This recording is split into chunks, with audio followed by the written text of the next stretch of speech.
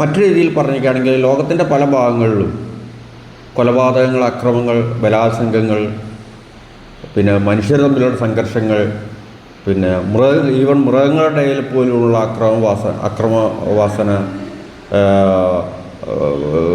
നിരന്തരമുള്ള ആത്മഹത്യകൾ, ഇതൊക്കെ ലോകത്തിൻ്റെ പല ഭാഗങ്ങളിലും നടന്നുകൊണ്ടിരിക്കുകയാണ്. നാം നേരത്തെ പറഞ്ഞിട്ടുള്ള ഡൽഹിയുടെ ഭാഗം തന്നെ, ഡൽഹിയിൽ തന്നെ അക്രമങ്ങൾ നിരന്തരം വർദ്ധിച്ചുകൊണ്ടിരിക്കുന്നത് നിയമത്തിൻ്റെ പോരായ്മയാണെന്ന് പലരും പറയുന്നുണ്ട്, ശിക്ഷയുടെ പോരായ്മയാണെന്ന് പറയുന്നുണ്ട്. ശിക്ഷ കൂടുതലാണ്. പല രാജ്യങ്ങളും വധശിക്ഷ റോഡിൽ വെച്ച് തല വെട്ടി കൊല്ലുന്ന രീതിയിൽ തന്നെയുള്ള വധശിക്ഷ നടപ്പാക്കിക്കൊണ്ട് മാതൃകയാകാൻ വേണ്ടി ശ്രമിക്കുന്നു. ശിക്ഷ നൽകിയതിനാൽ വലിയ തോതിൽ കുറ്റകൃത്യം കുറയുമെന്ന് വ്യാഖ്യാനിക്കുന്നു. ഇതൊക്കെ ഉണ്ടായിട്ട് പോലും ഈ അക്രമങ്ങൾ ഒന്നും നിയന്ത്രിക്കാൻ വേണ്ടി നമുക്ക് കഴിഞ്ഞിട്ടില്ല എന്നുള്ളതാണ്. അപ്പോൾ എവിടെയാണ് തെറ്റ് എന്നുള്ളതാണ് വലിയൊരു പ്രശ്നം. എവിടെ തെറ്റ് എന്നുള്ളതാണ്. ഇതിനു മുമ്പ് അക്രമങ്ങൾ ഇപ്പം മനുഷ്യന് നീതിപൂർവമായി ചിന്തിക്കാൻ വരെയുള്ള കഴിവ് നഷ്ടപ്പെട്ട് പോവുകയും മനുഷ്യൻ ക്രമേണ അക്രമത്തിലേക്ക് നീങ്ങുകയും ചെയ്യുന്ന അവസ്ഥ ഈ കാലത്തിൻ്റെ ഒരു പ്രത്യേകതയായി മാറിയിരിക്കുകയാണ്. അതെങ്ങനെ ഉണ്ടായെന്ന് ചോദിച്ചിരിക്കുകയാണെങ്കിൽ ഒരൊറ്റ ഉത്തരമേ എനിക്ക് തോന്നുന്നുള്ളൂ. അത് വളരെ പ്രധാനപ്പെട്ടതാണ്. അത് ശാസ്ത്രീയമാണെന്നാണ് വിശ്വസിക്കുന്നത്. അന്തരീക്ഷത്തിലുണ്ടായിട്ടുള്ള രാസമാറ്റമല്ലാതെ മറ്റൊന്നും കാണാൻ വേണ്ടി കഴിയില്ല.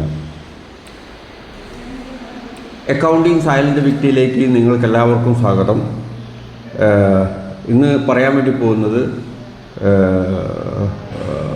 നമ്മുടെയൊക്കെ ഓരോ ദിനങ്ങളെയും വളരെ മോശമാക്കി മാറ്റുന്ന, ശ്രുതിമധുരമല്ലാതാക്കി മാറ്റുന്ന ചില ഘടകങ്ങളെയും സാമൂഹ്യ മാറ്റങ്ങളെയും പറ്റിയാണ്. അത് നമുക്കറിയാവുന്നതാണ്. ഇപ്പം കൊലപാതകങ്ങൾ വർദ്ധിച്ചു വരുന്നു, അക്രമങ്ങൾ വർദ്ധിച്ചു വരുന്നു. ഡൽഹിയുടെ കാര്യമെടുത്ത് പരിശോധിച്ചാൽ ഡൽഹിയിൽ ഒരു കൊല്ലത്തോളം 2024 കണക്കനുസരിച്ചിട്ട് കവർച്ച 24% വർദ്ധിച്ചിട്ടുണ്ട്, മോഷണം 25%, കൊലപാതകങ്ങൾ 18%.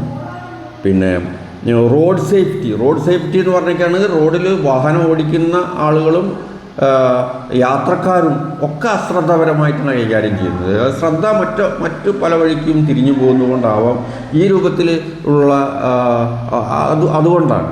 വണ്ടി ഓടിക്കുമ്പോൾ തന്നെ പലരും ശ്രദ്ധ പല തലത്തിലത്തേക്കാണ് വണ്ടി. അപ്പോൾ അതുകൊണ്ട് തന്നെ ഈ വെഹിക്കിൾ ആക്സിഡൻറ്റ് 5% കൊണ്ട് ഓരോ വർഷവും വർദ്ധിച്ചിരിക്കുകയാണ്. കൊലപാതകങ്ങളാണെങ്കിൽ ഡൽഹിയിൽ 18% വർദ്ധിച്ചുകൊണ്ടിരിക്കുക. ഒരു സ്ഥലത്തൊരു അക്രമം നടത്തുമ്പോൾ അതിനെതിരെ പ്രതികരിക്കാൻ പോലും കഴിയാതെ നിൽക്കുന്ന മറ്റൊരു പാസീവായിട്ടുള്ള ജനതയാണ് നമ്മൾ കാണുന്നത്. അപ്പം ഇത് ഒരു കാലഘട്ടത്തിൻ്റെ പ്രത്യേകതയായി വ്യാഖ്യാനിച്ച് നമുക്ക് തള്ളാൻ പറ്റുന്നൊരു വിഷയമല്ലത്. ശാസ്ത്രങ്ങളുടെ പുരോഗതി ഉണ്ടായിട്ട് പോലും ഈയൊരു ക്രമസമാധി, ഈയൊരു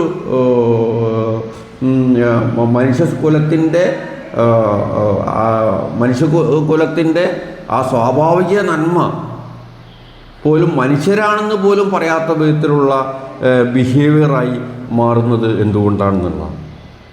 അപ്പോൾ അതിൻ്റെ പ്രധാനപ്പെട്ട ഉത്തരം ഒന്നുമല്ല, നാം ശ്വസിക്കുന്ന വായുവിൽ തന്നെയുണ്ട്. നമ്മൾ അതിൻ്റെ പ്രധാനപ്പെട്ട കാരണം ഡോക്ടർ ജാക്സൺ ലൂ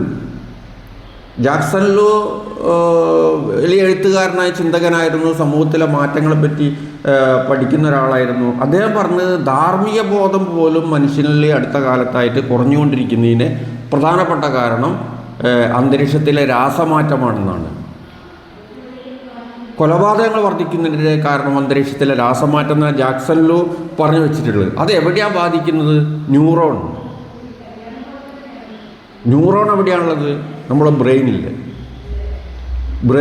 ന്യൂറോണിലെ പല വശങ്ങളെയും, ന്യൂറോണിൻ്റെ വലിപ്പം എത്രയാണെന്നറിയാം.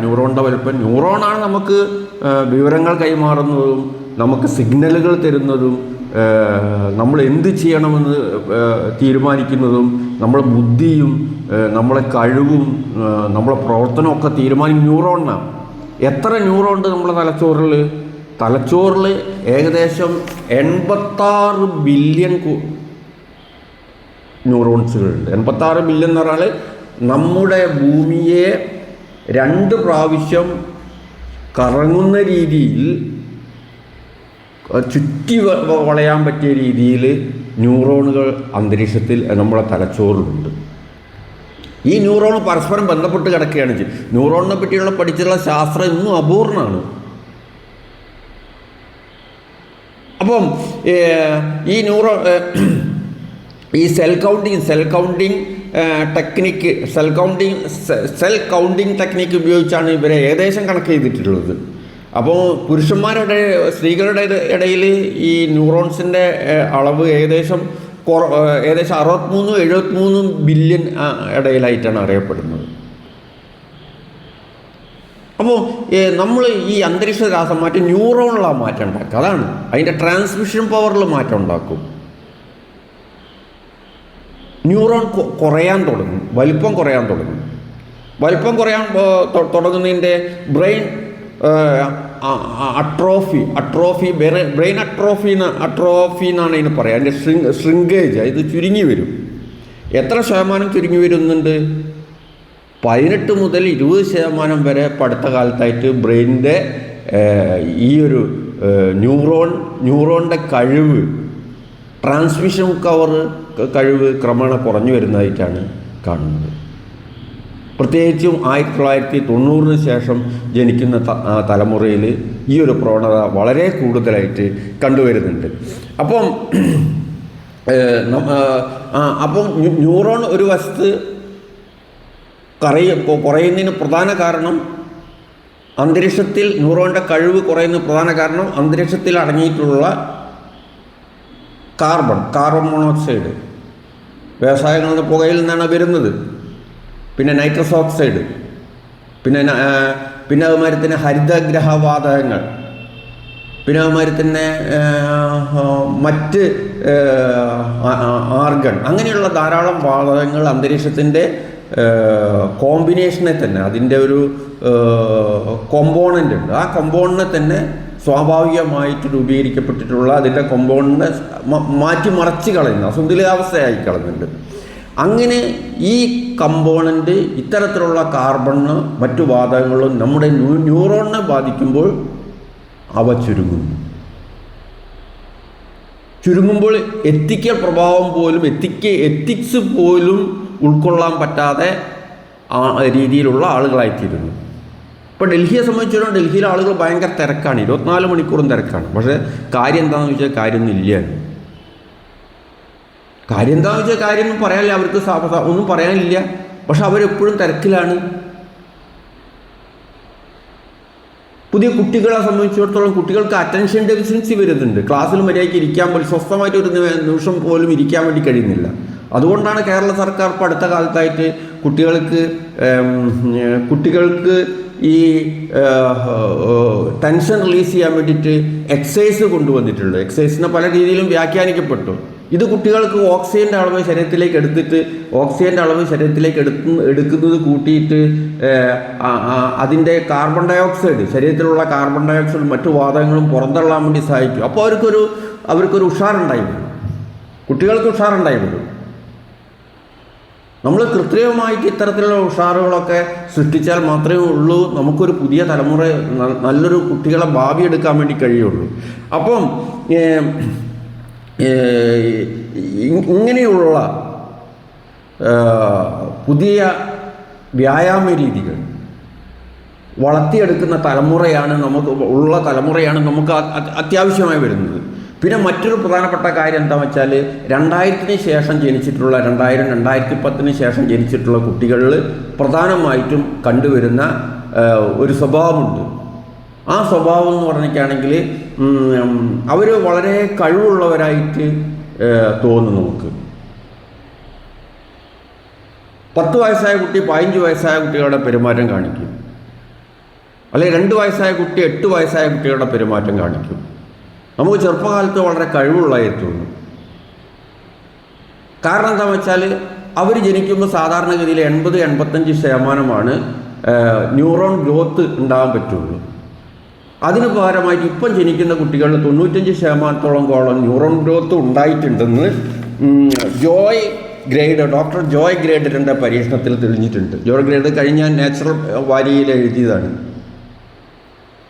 ന്യൂറോൺ ഗ്രോത്തിൻ്റെ വളർച്ച കുറഞ്ഞോടുകൂടി തന്നെ അപ്പോൾ പിന്നെ അവർ ജനിച്ച ഉടനെ തന്നെ കുട്ടികൾ വളരെ കഴിവുള്ളതായിരിക്കും, പഠിക്കുന്നവരായിരിക്കും. പക്ഷേ അവർ 22 വയസ്സ് വരെയാണ് അവരുടെ ബ്രെയിനിൻ്റെ വളർച്ച വേണ്ടത്. പക്ഷെ പകരമായിട്ട് അവരുടെ ബ്രെയിനിൻ്റെ വളർച്ച 10 വയസ്സിൽ തന്നെ പൂർണ്ണത പ്രാപിക്കുകയും പിന്നീട് അങ്ങോട്ടേക്ക് അവർക്ക് സമൂഹവുമായിട്ട് ബന്ധപ്പെട്ട് ജീവിക്കാൻ തുടങ്ങുന്ന അവസരത്തിനകത്താണ് ശരിക്കും ഇതൊക്കെ ഉൾക്കൊള്ളാൻ കഴിയുന്നത്.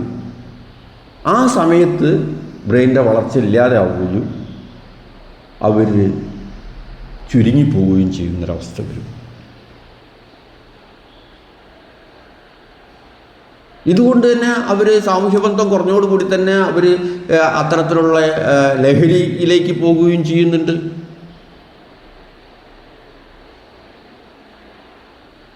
അപ്പം നമ്മുടെ സമൂഹത്തിലുള്ള നടക്കുന്ന ഈ സോഷ്യൽ ഡിസോർഡർ, കൊലപാതകം, ഇത്തരത്തിലുള്ള സോഷ്യൽ ഡിസോർഡറിനെ നമ്മൾ കൺട്രോൾ ചെയ്യണമെങ്കിൽ, നിയന്ത്രിക്കണമെങ്കിൽ അന്തരീക്ഷത്തിലെ രാസമാറ്റം ലഘൂകരിച്ചുകൊണ്ട് വ്യവസായങ്ങളെ കംപ്ലീറ്റ് ഹരിതവൽക്കരിക്കാൻ വേണ്ടി കഴിയണം. അല്ലെങ്കിൽ പുതിയ തലമുറകൾക്ക് ജീവിക്കാൻ വേണ്ടി കഴിയില്ല. കുട്ടികളാണെങ്കിൽ കുട്ടികൾക്ക് ബ്രെയിൻ വളർച്ച ഉണ്ടാക്കത്തക്ക രീതിയിൽ അവർ കൂടുതൽ എക്സസൈസ് ചെയ്യാൻ വേണ്ടി കഴിയണം, നേരത്തെ പറഞ്ഞ മാതിരി തന്നെ. ഏതായാലും ഈ കാര്യം ഞാൻ വളരെ ദീർഘിപ്പിച്ച് പറയേണ്ട ഒരു വിഷയമാണ്, അത്ര അങ്ങോട്ട് കിടക്കുന്നില്ല. ഇതുവരെ കേട്ടിട്ടുള്ള നിങ്ങൾക്കെല്ലാവർക്കും എൻ്റെ സ്നേഹം പങ്കുവെച്ചുകൊണ്ട് ചാനൽ സബ്സ്ക്രൈബ് ചെയ്യണമെന്ന് അപേക്ഷിക്കുകയാണ്. എത്ര മിനിറ്റായി മോളെ?